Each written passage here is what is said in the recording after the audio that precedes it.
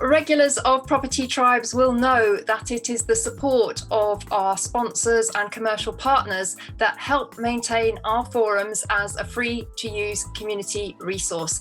And it's always a pleasure to welcome another partner to Property Tribes. And today we are joined by Marc von Grundherr, who is a director of London estate and lettings agency Benham and Reeves. And Marc, it's a pleasure to welcome you to Property Tribes as the powering the conversations within our London property market tribe. Yeah, thank you very much. It's a pleasure to be here. Thank you. Now, let's talk about your agency. How long has it been established, and what is your footprint like within the London property market? Good question. So we were established back in 1958. Clearly, I wasn't there then because I'm far too young, but we've been going for over 60 years. We started with one branch in Hampstead. It's now grown to globally 27 branches. Today we have 19 in London and we have 8 overseas. We just opened in South Africa and we have 2 more in the pipeline in London. I think our spread is London. That's where we work. That's what we focus on. Our overseas branches are purely there to deal with people in that region owning London property. So, you know, it's a London footprint of the whole of London, realistically, and yeah, covered internationally. And it's, you know, it's interesting doing the different areas. All of the areas are very different, but it's still London. Indeed. Well, I'm an investor in London myself, and I feel really strongly about what an incredible market the London property market is and how resilient it is. And we'll talk about that in a little while. But Marc, I think a good place to start is that, you know, the London market has had 2 really serious shocks, Brexit and obviously the COVID-19 pandemic. And also we are obviously talking at a very interesting time because of the Russian invasion of Ukraine, and there are some concerns that it may impact the property market, well, certainly the economy in the UK, which is very much attached to the property market. So really, you know, how do you think the London market is as we, you know, we're in the early days of 2022? Is it healthy? Yep, I mean, it's really healthy at the moment. I mean, if you look at some stats, I mean, annually London's up 5.5%. It is trailing the wider UK, which is up 10.8% last year, albeit that's slightly starting to turn now. You know, Camden saw the largest increase. It's just over 16%, which is followed by Hammersmith and Fulham, Islington, Westminster, which were all showed above 15%. And the reason I think that's interesting is because that shows the strong signs that prime central London, the PCL market, is, you know, is going up. And so, yeah, I think London's in really pretty good shape. I mean, if you look at the pandemic, you know, that was a pretty serious, as you said, you know, situation that came. And again, London's up 9.5%. And Brent, interestingly enough, saw the largest pandemic increase, over 20%.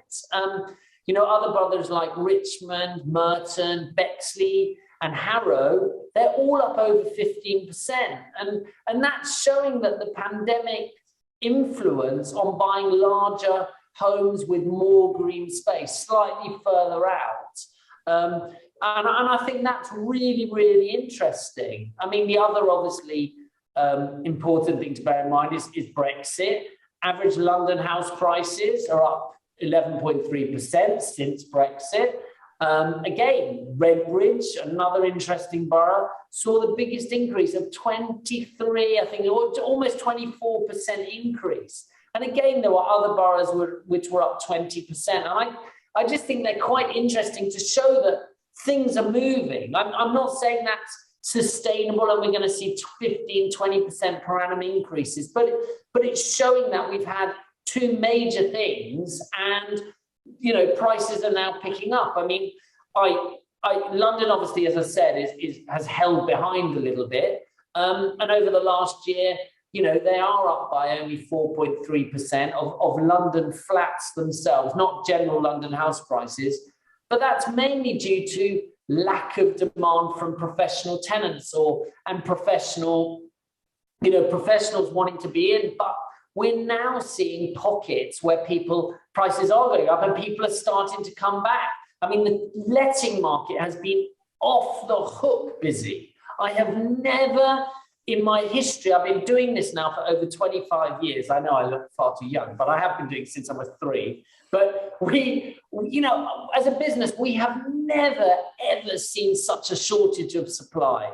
We had no students in 2020 because they didn't come, because everybody was working from home and students were studying from home. So last year, there was this dearth of students, first year, second year, third year students all arriving. A lot rent in the London market, but that normal student stock wasn't there because the year before in 2020, when the market was subdued, that all rented to local people. So it meant last year, from August through to October, November, the market was as madly busy as I've ever seen. I mean, it was incredible. I mean, we were seeing rental increases of 8, 10, 20, 30% increases in some cases. It was mad. And it continues now to be shortage of stock as people, working from home. Big story. No one's going to come back into the city. Everybody's moving out. No one's going to be here. The opposite's happening. We've seen reversal. There's so many tenants now looking to rent something. I mean, I met a couple the week before last who just rented in Hammersmith. They sold their flat here in Fulham down the road. They then bought a nice little house in the country. They've been commuting in for the last 4 months, and they just think we can't do that. So they're going to rent a flat here rather than spend £10,000 a year on travel. And these are interesting trends that we're starting to see, which is really helping drive the market. So, I mean, from my view, it's all simply showing that London is very healthy and it's here, it's hitting off like a bang, if you ask me. Well, this is why I'm so excited to have Benham and Reeves on board powering our London property discussions, Mark, because you've got access to so much data, and it's data that we can rely on to give a truthful picture. Yeah. And we have heard all of these rumours of, people moving out of the city, but that's completely turned around now. We've had somebody posting on Property Tribes this morning saying that their commuter train from Hazelmere in Surrey has gone from being empty to being completely overcrowded, everybody going back into London. Yeah. And my personal view is that the London property market is so resilient because it's such a major financial hub. And we have something that can never be taken away from us and never change, and that is Greenwich Mean Time. So we've got markets on both sides of the world open at the same time, makes London an absolute important financial hub. And all the Brexit doom and gloom, it just hasn't come to pass, has it? No, we haven't seen any of it. We heard all sorts of stories where people were going to close their offices, downsize, move everybody overseas. Obviously, that was coupled then with COVID, which some commentators said, oh, here it is, people are moving out, people aren't coming. All I can tell you is that on the ground, where we are doing an average of 250 lets a month, I have never seen it as busy as it is now. This is not just students. The student market was busy. We're talking the corporate market. So we have a dedicated Japan desk. We have a team of 5 people that just look after Japanese companies that everybody knows, household Japanese names, and they look after their employees coming into London. They cannot find homes for them. We have at any one time 3 or 4 of them staying in short-term accommodation, trying to find them the right staff. That's in addition to our general corporate tenants coming in from large banks and law firms. It's like I'm trying to sell London. I'm genuinely not trying to talk London up. It's so busy. I mean, renewals, that's been a slight trend. Is that a lot of people that locked in rentals during COVID, of course, it's coming up now, and they're all desperate to renew because they know they have a good deal. And now, sadly, rents are going up now. And that is, a reason, because, that's caused by the shortage of stock. rents have to go up. And so we are, we're seeing some tenants renewing with modest increases, but most, I would say 90% are seeing reasonably decent, chunky increases. Well, this is really important intel for landlords, because at Property Tribes, we always say you should find the demand before you create the supply. So you're telling us that there is massive demand in London, and landlords can go in and fulfill that demand. But of course, London, like any market, is just down to even a street level in terms of what works for investment and what doesn't. I'm naturally not a fan of flats, but I do have a caveat to that, and that is, I think flats in London actually are a good investment. I think they work very well because of the high demand. And if you've got a 1 or 2 bedroom flat, they are the entry point into London. And I can't really see that demand of young professionals wanting a 1 or 2 bedroom flat, or even, I think we'll see this trend of maybe pied-à-terres now as well. Yeah. People wanting to rent a flat while they're living in the house in the country that they bought during COVID. So where would you advise our community in terms of property type? Do you think 1 and 2 bed flats are a good way to go? Or if they can afford it, maybe a nice Victorian terrace, but they're like, hen's teeth, aren't they? Yeah, so I think that's such a great question. When I started, people used to always say, I like houses and I want, to own my own house because I have the freehold and I can control the service, the money that I spend. But actually the reality is, out of our portfolio that we have, less than 3% will be houses. And, personally, from a personal perspective, so one of the things I didn't talk about at Benham and Reeves is myself, my managing director, Anita Mera, all 3 of my other directors and our senior management team, we invest alongside our clients. That doesn't mean we do collectives, but we buy. If I'm saying I think you should buy, like last year, a couple of years ago, I really like a new development coming near Southall, which is regeneration area. It's near the airport, and it's coming. I bought there, but so did 15 of our clients. But we buy alongside, and so I think that's a really important thing for landlords and for your customers, because, if I'm giving the advice to other people, I should damn well sit here and take it myself. And so where I go with that slightly long answer is I think flats are a really good thing to buy. And personally, I have a house that we live in because I have two children who run around like mad in the garden, and we have a house. But in terms of investment, for purely investment, I would always go for smaller 1 beds, maybe even studios, and maximum 2 bedrooms, because the smaller units will rent to single people, couples who maybe have a child. So because of that, there's lots more people looking for it. And therefore, you've got a good yield, because the yield on a 1 bed generally will be similar to a 2 bed, but your capital outlay will be less. So, if I was an investor and I was had enough money to say buy a 2 bedroom or 3 bedroom, I would honestly rather buy 2 or 3 1 bedrooms, or maybe 1 bed and 1 2 bed, because then if you ever need the money, you only have to sell 1. You don't, if you own a lovely big Victorian house, that's great. And don't get me wrong, we have clients. I've got a client from Hong Kong whose father only used to buy large houses. But if you need to take out some money, you've got to sell the asset, the whole asset. And with the soft costs of moving, I think it's much, much, much better to buy smaller units that you can almost trade them. I don't mean that, because I don't view property as a commodity, but you can change. So that's kind of my advice, is to buy flats. As you say, I love it. I own a flat in Kensington. It's in a period Victorian building. It's almost a couple of hundred years old. Maybe it's not Victorian, but that's great. Red brick building. It's in a house with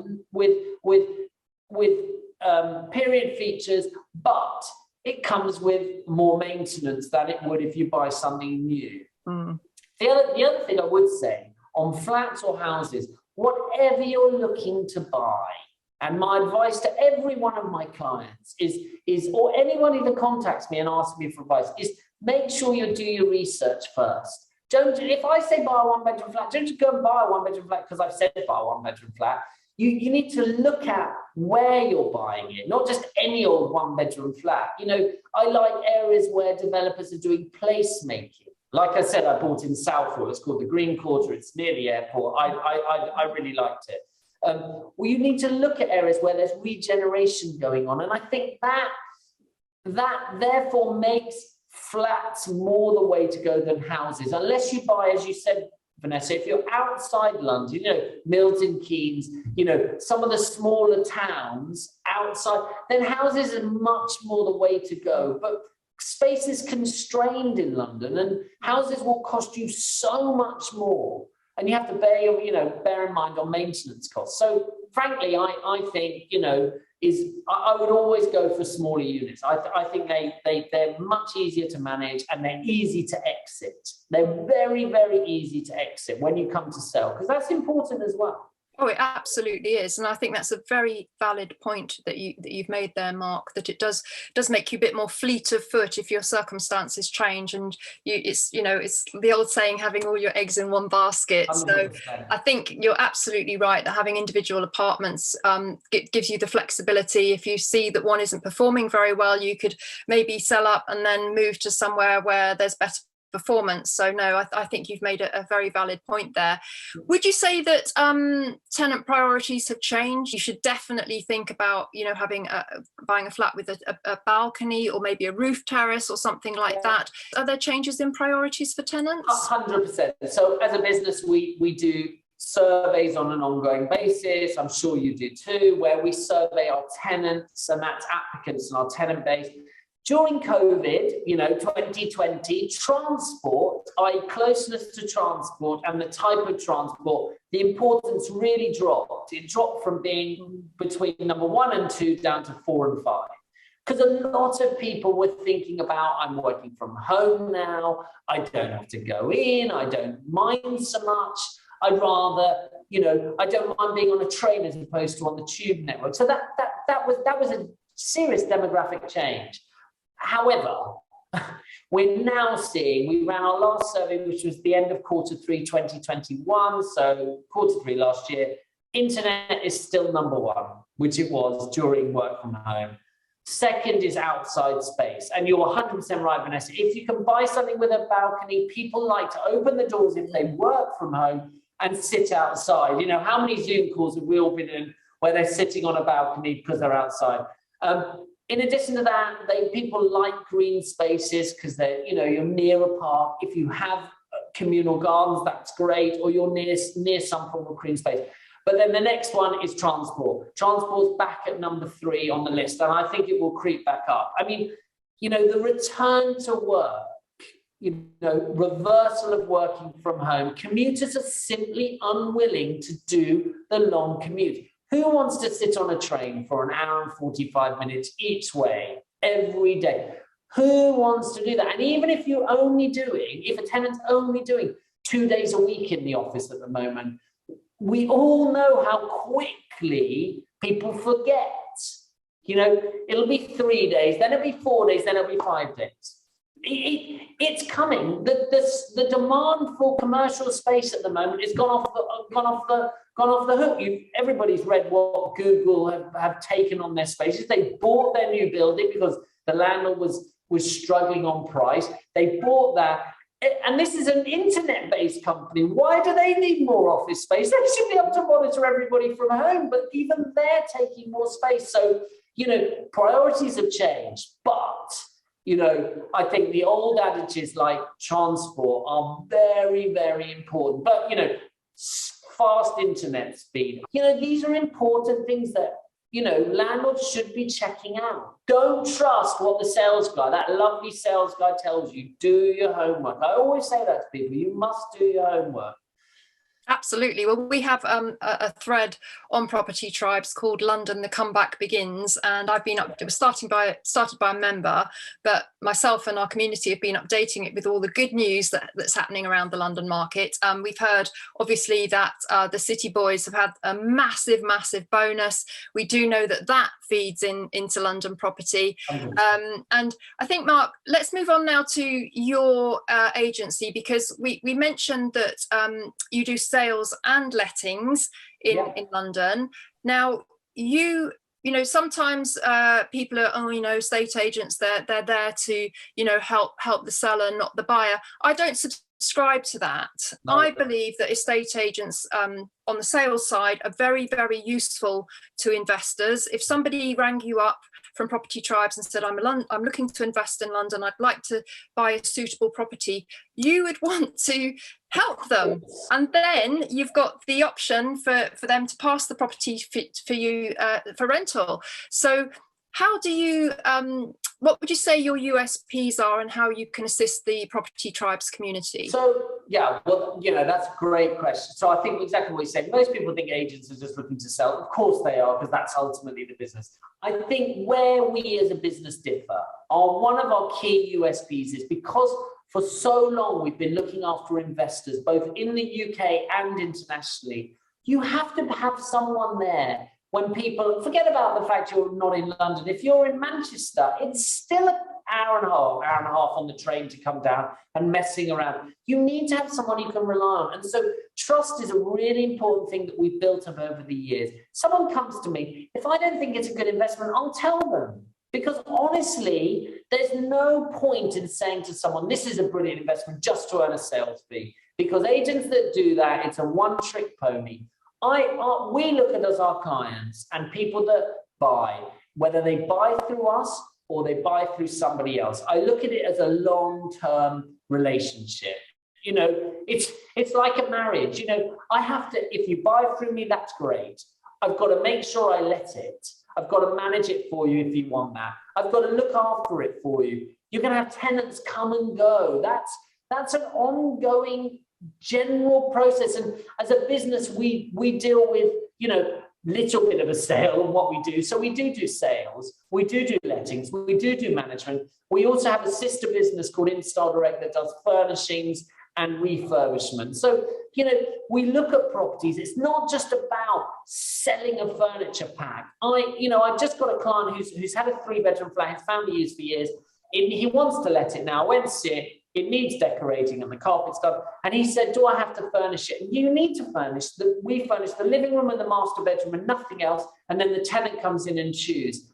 If I was just selling furniture, I'd furnish it all. But I want that client to have a long-term relationship. So we let it, we do the decorating, we touch up the kitchen, and then we can do tax returns for overseas investors, and then come to help you exit it. And it's that journey. It's a life cycle of the property. As I said, you don't have to use me for everything. I always say to people, if you found a fantastic property through anybody else, if I'm happy to help with anything, and if I don't have what you want, we can still help. And that's really important, because I think, selling is, selling just focusing on sales. Agents that do that are really silly, because that's not helping the client long term. And I think one of the things that we really try hard to do is understand what clients want, try to help them as best as we can for the knowledge that we have to make the right decision, and then help them, make the most money they can out of the property. And that doesn't always mean the most rent. That might mean having, one of our Japanese corporate tenants might stay 3.5 years. That's a great, no voids, no money spent, 3.5-year tenancy. That's great. Maybe you take a little bit less, but you have that longevity. It's about what's best for the client. And I think that's really important, as opposed to just whack and out thing. So the thing I would say is, what do we offer? And it's not just, it is to property, people on Property Tribes clearly don't ring me about Glasgow, because I don't know it at all. But on the London market, I'm always happy for you to ring me, email me, or message. and I'll try to give you honest advice and you know, what you'll get from it and how it will rent and who will rent from it and who will rent it from you, what kind of yield. So we try to give that kind of free, impartial advice, whether you're buying or you're letting, to make sure you make the most out of it. And I think that's, you know, it makes me die that all agents aren't like that. Why would they not be like that? I don't understand. I genuinely find it strange, except they want to be here one minute and off the next. And that's not property. Property's a long-term investment, Vanessa. You know the stuff you own it for 10 years, 15 years. I've got a client who's got, you know, his father gave him properties. You know, they've owned the same properties for 60 years now. And that's an ongoing long-term relationship. And I think that's really, really important. And that's how business grows. And that's frankly how it should be. Well, I totally agree, Mark. And I think, you know, I would even say that property's become an even longer term investment now. You know, we used to say 15 to 20 years. I now say 20 to 30 years. And I think the risks have been massively amplified through all the things that we've talked about, that you know, Brexit, COVID, economic turbulence that we are experiencing. So this is why we're so glad to have you on board supporting the Property Tribes community, because you're a Wikipedia of London property. And one of the things that we want to do is do a regular kind of update with you to get your views of the London property market from the coalface, because that is where you are, you know, every day of the week, and supporting investors in making wise investment decisions. That there's so many things I want to talk to you about, Mark, but we're mindful of the time. So my final question is the London property market going to continue to be resilient going forwards? And do you feel optimistic for investors who invest in London? So, you know, look, I think property investment is the best thing that anybody can do in the right property investment. And people, the one question people ask me is, what's the best time to do it? Tell me the time. The best time to invest is when you are ready. You shouldn't kill yourself to get a loan and put the deposit together. You need to be ready. I can't pick the bottom of the market to buy. I can't predict the top of the market to sell. If I could, you know, I'd be a multi-billionaire and I'd be off. You know, all I can do is just to give advice to people to make the best decision. And you should, and I think it is, look, the wealthiest people in the UK are the landowners, Grosvenor Estate, Cadogan Estate. Where did all their money come from? Owning land. Mm-hmm. You own land long term, and you will, it's a great inheritance tool. It's a great, you know, it's a great long-term asset. Okay, maybe you don't make 20% a year. My predictions are we're going to see 5% growth this year. 5% is not bad if you've got 50% loan to value. That's 10% on your money if you've got debt on cheap money. You've got, but it's sustainable as well. You know, that is sustainable. 100% sustainability at 5%. I don't like 10, 20%. I think it's unsustainable. It's scary. I think 5% is doable. Number one, you get capital gain. Number two, you get yield. You know, I think it is a resilient market, and things go up and down, but it doesn't crash. We were in the middle of COVID and rents were down 8 to 12, 14% in some cases. It wasn't down 70% where stuff was vacant. It rents. So yes, it's resilient. You're going to get capital growth. You're going to get a 4 to 5% rental yield. And I would recommend you go into the outside areas. You know, zone 3, zone 4, zone 5, some parts of zone 2. I like those because, you know, I think investing into the UK property and London property in specific is a safe haven investment. It's a bulletproof investment. Time after time after time. You look at history, you know, the last 5 years have been difficult, but we haven't seen crashing prices. We haven't seen landlords not able to pay bills. We haven't had a single landlord repossessed. We haven't had any. We've had no problems. Yes, some tenants have struggled to pay, but we've got through that. But that's isolated, and that's not the market. So, you know, we talk about it as a safe haven, and you did touch on Russia and Ukraine at the beginning. And, you know, in times of crisis, capital flows into the capital. And, you know, I think the Russia-Ukraine thing, it's shocking and it's very sad. But I don't think that will have any impact whatsoever onto the London market itself. And I just don't see any. We just haven't seen any. We haven't seen anything since it started. So I don't see anything. And you know, we're seeing overseas buyers coming back into the market now. Travel's reopened. I've got clients coming in from Hong Kong, from China, from the Middle East, South Africa. As I said, we just opened. You know, they're coming in. So this can't be a terrible time to buy. I'm not saying you're buying at the cheapest end of the market. I'm not saying that, but you can't, you know, who can predict when it's going to bottom out? You can't. You should just do it. It's a medium, long-term hold. And if you do that, you know, you will sit back and you will reap the rewards. I genuinely feel that. I've done it myself. I work in Brighton. I'm an estate agent, a letting agent. I own my property. I own several properties that I let out. I have my house. I mean, everything's property related. And I do it because I believe in it. And not because I can do a better job for myself because I'm an agent. Of course, you know, my staff don't do me any benefits because I work it. It's you know, it's because I believe in property as a long-term investment strategy. And that's how you should view it. Don't view it. New people shouldn't view it as a quick in, make a profit and quick out. Don't do that. Go and buy Bitcoin or something like that. Go and do that. Go and do crypto. But don't invest in a property that you expect the costs, the stamp duty, the taxes. They make it very hard to do that. So don't do it. And if someone tells you they've done it, good lucky them. They're the ones that win on the horses. Then it's never me. It's always the one who wins the Grand National. Well, my son won the Grand National actually a couple of years ago. But he did it. In 2 years running, if you can believe that. But that's not me, is it? I always got the donkey. And so I maintain it's a good long-term strategy. And it's very resilient. You know, as I said, my prediction are 4 to 5%, 5% capital growth, 4 to 5% yield, which you can get in zones 3 to 4. And, you know, the last thing I'll say is one of my favorite, you know, little stats is you look at what's happened to property over the last 10 years and 20 years. So the average price of a London property today, and house price index in December, I think it was just over £521,000. That's still 78% increase from 10 years ago, from 2011. And it's 210% for 20 years ago.